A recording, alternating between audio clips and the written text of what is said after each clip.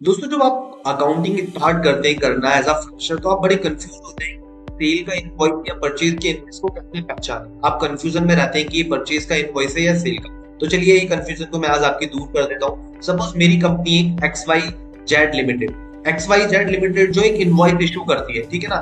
उसी तरह से मेरे पास एक बायर है जिसका नाम है एबीसी लिमिटेड, जिसको मैंने ये इनवॉइस इशू किया। अब मेरे पास बहुत सारे इनवॉइसेस है, उनमें से एक मैं कॉपी आपको दिखा रहा हूँ। तो हम कैसे आइडेंटिफाई करेंगे कि ये इनवॉइस सेल का है या परचेज का है। तो यहाँ आप टॉप पर नाम देख रहे हैं, लिखा हुआ है x y z limited. X y z जो लिमिटेड है वो मेरी कंपनी है, मैंने इनवॉइस इशू किया है। तो इस केस में जो कंपनी इनवॉइस इशू करती है तो उसका नाम हमेशा टॉप पर आता है। और यहाँ नीचे आप देख रहे हैं, यहाँ पर आपको दिख रहा है एबीसी लिमिटेड और इसके ऊपर लिखा हुआ बायर बिल टू, यानी कि बायर जो है एबीसी है। तो हमेशा जब आप इनवॉइस के पास आए तो इनवॉइस को जब ऐसे देखकर ही कंफ्यूजन ना हो, उसमें डिटेल में पढ़ने की कोशिश करें। अगर आप इनवॉइस पर गो थ्रू करेंगे तो समझ आ जाएगा सेल का इनवॉइस है या परचेज का इनवॉइस है।